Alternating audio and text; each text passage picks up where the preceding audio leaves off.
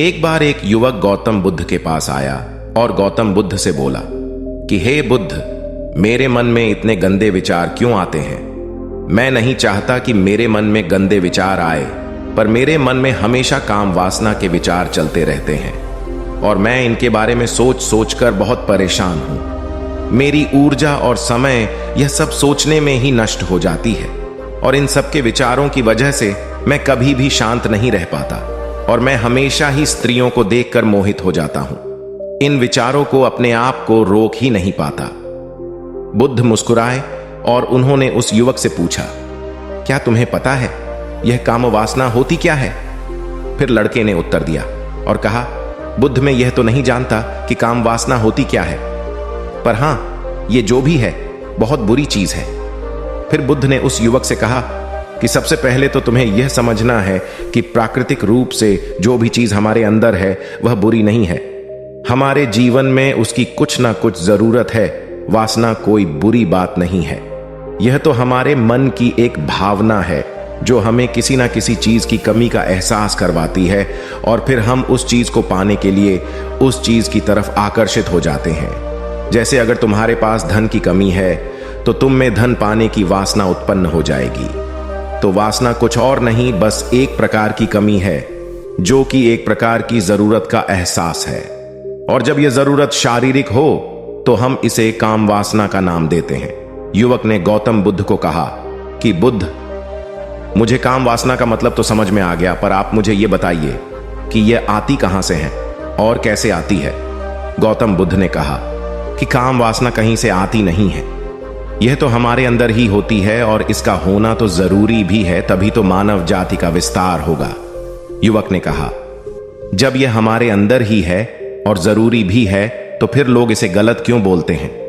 बुद्ध ने कहा कि यही तो समस्या है। लोगों ने काम वासना को गलत तरीके से सोच लिया है।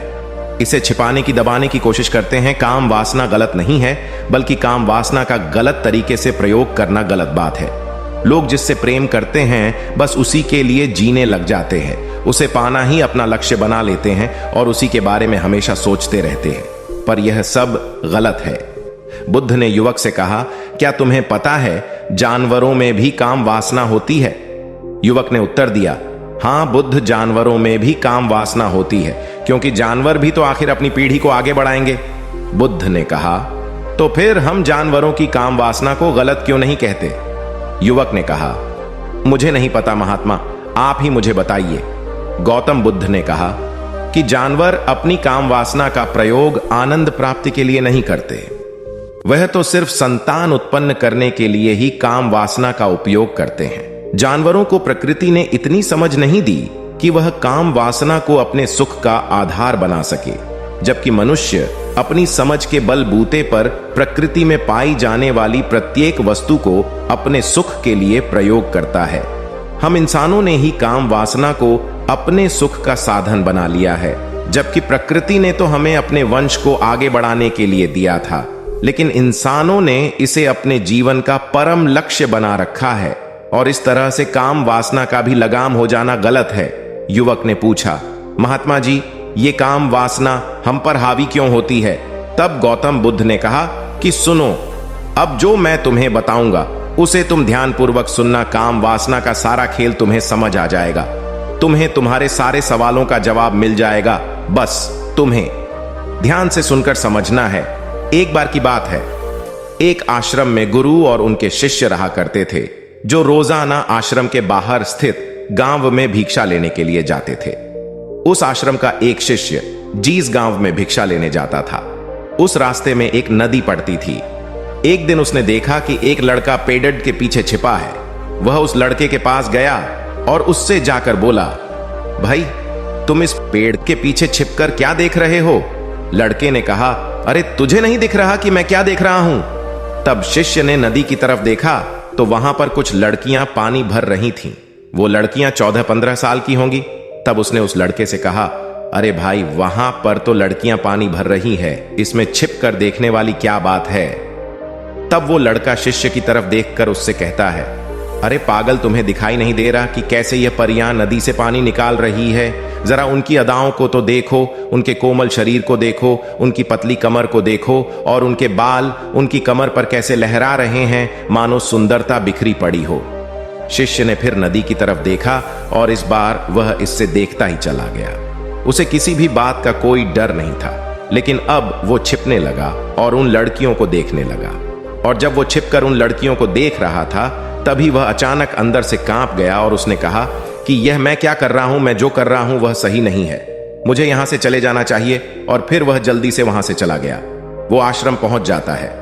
आश्रम जाकर वो अपने कार्यों में लग गया, लेकिन जो अब भी वह देख कर आया था वहीं उसकी आंखों के सामने बार बार आ रहा था। उसके मन में वही दृश्य चल रहा था। उसके मन में वही सब कुछ देखने के लिए लड़ाई हो रही थी। उसका किसी भी काम में मन नहीं लग रहा था। सुबह होते ही वह रोज जल्दी ही भिक्षा के लिए आश्रम से निकल जाता और उस नदी के पास वाले पेड़ के पास जाता, और जहां पर वह लड़का पहले से मौजूद रहता था, उस लड़के के साथ मिलकर लड़कियों को छुप छुप कर देखता था। अब वह रोज ऐसा करने लग गया। यह उसके रोज का काम हो गया। अब उस शिष्य का मन किसी भी काम में नहीं लगता था।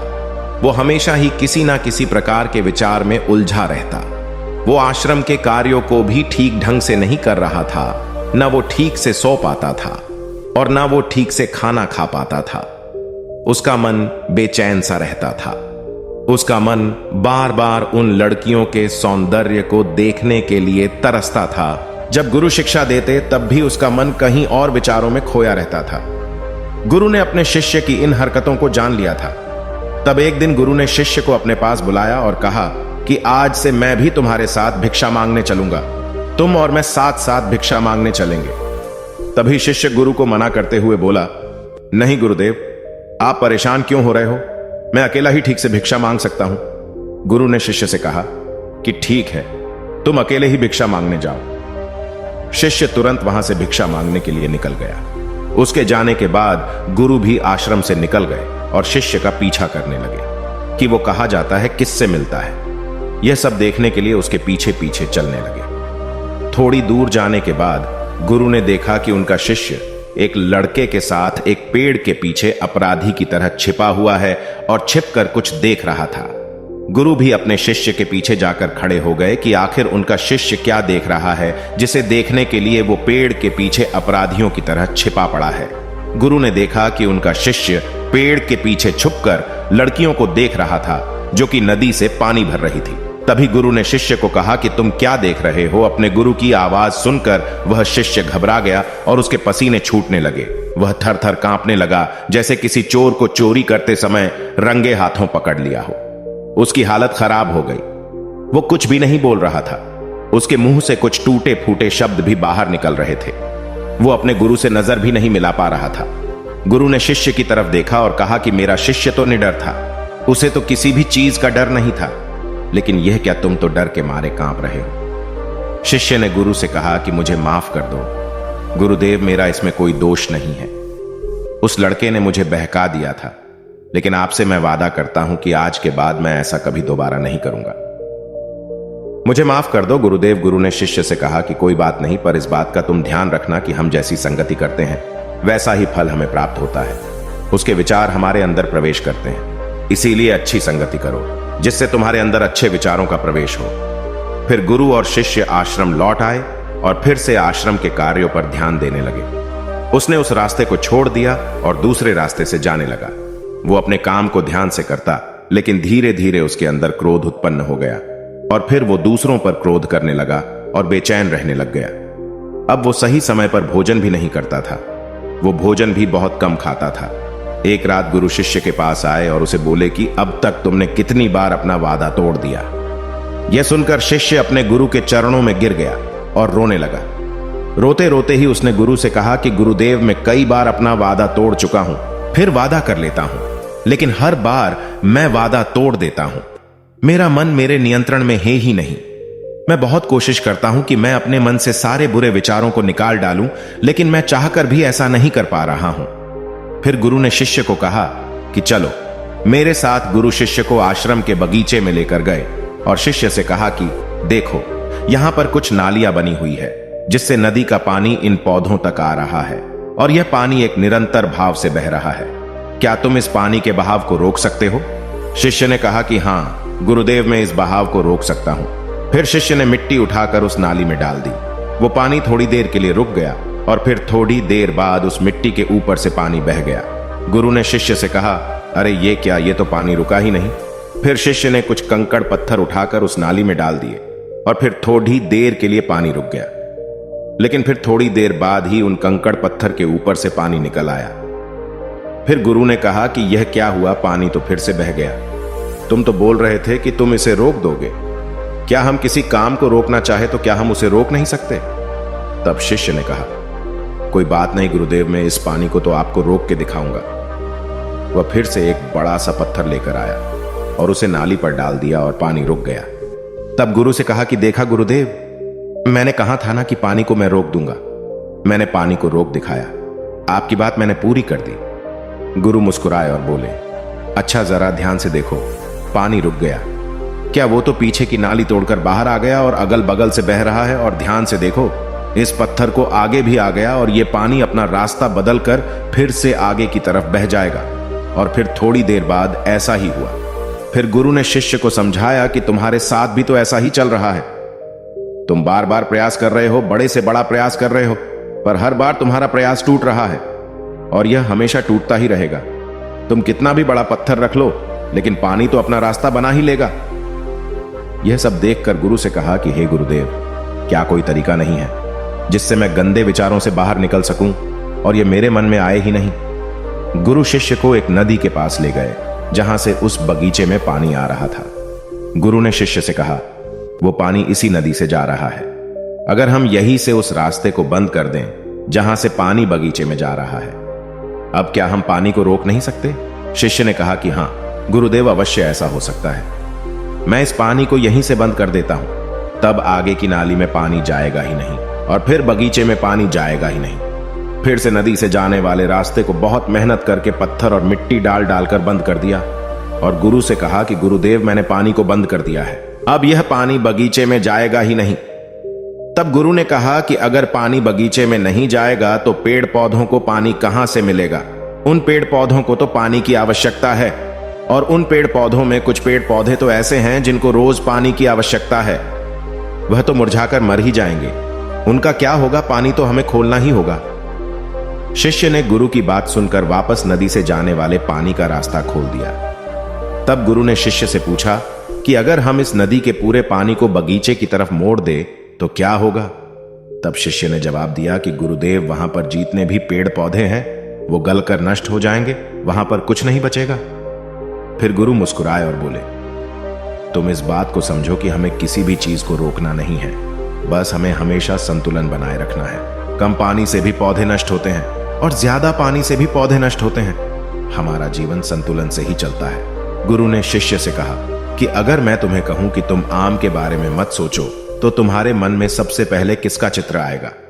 शिष्य ने कहा कि गुरुदेव, मेरे मन में तो पहला चित्र आम का ही आएगा। गुरु ने कहा कि जब हम गंदे विचारों को जबरदस्ती रोकने का प्रयास करते हैं तो वह और मजबूती के साथ हमारे अंदर प्रवेश करते हैं और ज्यादा हमारे अंदर उठते हैं। इसीलिए हमें उन्हें कभी भी दबाने की कोशिश नहीं करनी चाहिए। फिर गुरु ने शिष्य को जाते हुए कहा कि हमारे गंदे विचार बुरे लोगों की संगति करने की वजह से भी आते हैं। कई बार क्या होता है कि कामुकता हमारे अंदर होती नहीं है, लेकिन कुछ अश्लील लोगों के साथ रहने की वजह से यह हमारे अंदर हावी हो जाती है। फिर शिष्य ने कहा कि गुरुदेव, आप सही कह रहे हैं, मैं अपने मार्ग से भटक गया था। फिर वो शिष्य उस रात बहुत ही चैन की नींद सोया। सुबह अपने कार्यों को पूरे मन से किया और फिर सुबह वो भिक्षा लेने के लिए उसी रास्ते से गया जहां वह लड़का आज भी पेड़ के पीछे छुपकर उन लड़कियों को देख रहा था। वो शिष्य नदी पर गया जहां वह लड़कियां पानी भर रही थीं। उसने उन लड़कियों से पानी मांगा। उन लड़कियों में से एक लड़की ने उसे पानी पिलाया और उस सन्यासी शिष्य के चरण छुए। शिष्य ने उसे आशीर्वाद दिया कि तुम्हारा कल्याण हो। उसका मन सकारात्मक ऊर्जा से भर गया। उसके चेहरे पर मुस्कान आ गई थी, जैसे कि उसे कुछ खोया हुआ वापस मिल गया हो। वह वापस अपने रास्ते से जाने लगा। तभी पीछे से वह लड़का आ गया जो पेड़ के पीछे छुपा हुआ था। वह शिष्य के पास आया और बोला कि क्या बात है, आज तो तुमने नजदीक से दर्शन कर लिए, तुम तो मुझसे भी आगे निकले। तब शिष्य ने कहा कि हम हमेशा दूसरे के दर्शन करने में ही व्यस्त रहते हैं, अपने दर्शन कर ही नहीं पाते। तुम कब तक इस पेड़ के पीछे छुपते रहोगे? किसी को पसंद करते हो तो उससे बोल दो, अगर वो भी तुम्हें पसंद करती है, और शादी कर लो। पर उससे पहले तुम कुछ बन जाओ तथा अपने आप को पहचान लो। ऐसे अपना समय बर्बाद मत करो। फिर वह लड़का रोज उससे मिलने लगा और उस लड़के ने नदी पर जाना छोड़ दिया। और फिर वो लड़का अपने जीवन में कुछ बनने के लिए संघर्ष करने लगा। तो तुमने देखा संगति का असर क्या होता है। अपनी संगति बदलो, अपने विचार बदलो। बुद्ध ने युवक से पूछा कि क्या तुम्हें तुम्हारे सारे सवालों का जवाब मिल गया? तब युवक ने कहा कि हां महात्मा जी, आपका बहुत बहुत धन्यवाद। तब गौतम बुद्ध ने युवक से कहा कि जब तुम्हारे मन में गंदे विचार आए तब आप अपने आप को दोषी मत मानो। यह शरीर है और यह सब इसमें हजारों वर्षों से सीखा है।